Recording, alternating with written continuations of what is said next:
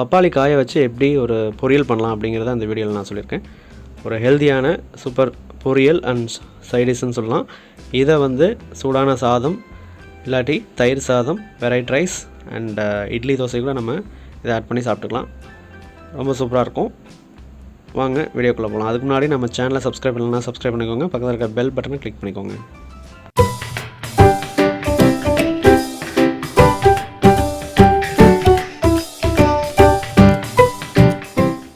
So pan அடுப்பில் வச்சு தேவையான அளவு ஆயில் நம்ம ஆட் பண்ணி அதில் கடுகு உளுத்தம் பருப்பு ஃபஸ்ட்டு போட்டு பொரிய விடலாம். அதுக்கப்புறம் கருவேப்பிலை, பச்சை மிளகாய்,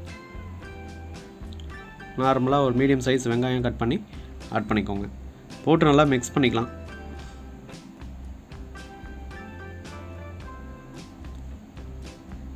ஸோ வெங்காயம் ஜஸ்ட்டு ஒரு நிமிஷம் நல்லா வதக்கினா போதும். ரொம்ப நம்ம இது பண்ணணும் தேவையில்லை.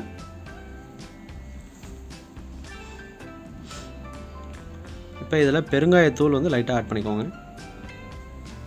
நம்ம பொரியலாக இருக்கட்டும், ரசம், சாம்பார் எதில் இருந்தாலும் பெருங்காயத்தூள் லைட்டாக ஆட் பண்ணிட்டோம் அப்படின்னா உடம்புக்கு நல்லது.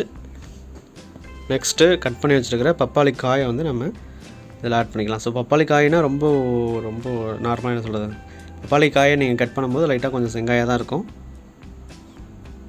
கொஞ்சம் முத்தின காயாக இருந்துச்சு அப்படின்னா இந்தமாரி உங்களுக்கு லைட்டாக கலர் மாதிரி கொஞ்சம் செங்காய் கலரில் தான் இருக்கும். பார்த்தா பப்பாளி பழம் மாதிரியாக தான் இருக்கும். ஸோ இதை போட்டு நல்லா மிக்ஸ் பண்ணிக்கோங்க.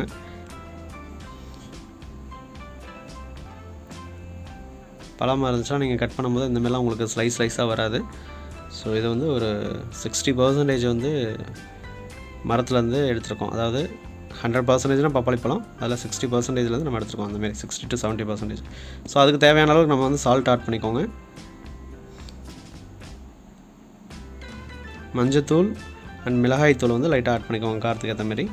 ஸோ லைட்டாக போட்டால் போதும். ஏன்னா நம்ம ஸ்டார்டிங்கில் ஒரு பச்சை மிளகாய் போட்டிருக்கோம். ஸோ இப்போ பொரியலுங்கும் போது நம்ம ரொம்ப போட தேவையில்லை. ஒரு அரை டேபிள் ஸ்பூன் வந்து நம்ம ஆட் பண்ணிக்கோங்க. இல்லை காரம் பச்சை மிளகாய் போட்டதே போதும் அப்படின்னா அது நீங்கள் போட வேணாம். இப்போ இதை ஜஸ்ட்டு ஒரு மூடியை போட்டு மூடி ஒரு 2 minutes நல்லா விட்டுருவோம் மீடியம் ஃப்ளேமில். பாருங்கள் ஓரளவு குக் ஆயிடுச்சு. ரொம்பவும் இது வேகணும் அப்படின்ற அவசியம் கிடையாது. ஏன் அப்படின்னு பார்த்தீங்கன்னா பப்பாளி நீங்கள் நார்மலாகவே இதை என்ன சொல்கிறது, குக் பண்ணாமே நம்ம இதை சாப்பிட்லாம், டேஸ்ட்டாக இருக்கும். ஸோ அப்படிங்கும்போது இது லைட்டாக குக் பண்ணாவே ஈஸியாக வெந்துடும், நல்ல டேஸ்ட்டாகவும் இருக்கும். ஸோ ஒரு 60% வந்து இதை குக் பண்ணாவே போதும். ரிமைனிங் 40% நமக்கு தேவையில்லை. நான் நார்மலாக அதை அப்படியே கடிச்சு சாப்பிட்றதுக்கு நல்லாயிருக்கும் உங்களுக்கு.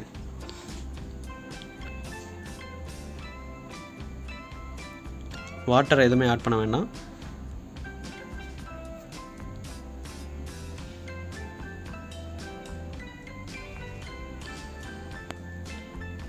ஸோ ஓரளவுக்கு வந்து ஒரு 40% குக் ஆகிடுச்சு. இப்போ வந்து நம்ம லைட்டாக அது மேலே பெப்பர் ஆட் பண்ணிக்கோங்க.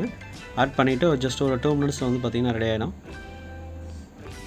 ஸோ மேக்ஸிமம் ஒரு 7 minutes தான் இதோட டைமு. ஈஸியாக குக் பண்ணிடலாம். ரொம்ப ஒரு ஹெல்த்தியானதும் கூட. ஸோ அவ்வளோதான், ரெடி ஆகிடுச்சு. இப்போ இதுக்கு மேலே மல்லித்தலையை வந்து நம்ம தூவிக்கலாம்.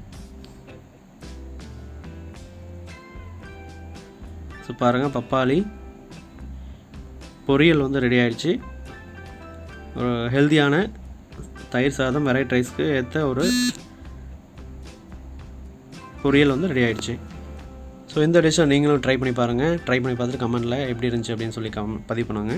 நம்ம சேனலை சப்ஸ்கிரைப் பண்ணலாம், சப்ஸ்கிரைப் பண்ணிக்கோங்க. பக்கத்தில் இருக்கிற பெல் பட்டனை கிளிக் பண்ணிக்கோங்க. தேங்க்ஸ் ஃபார் வாட்சிங்.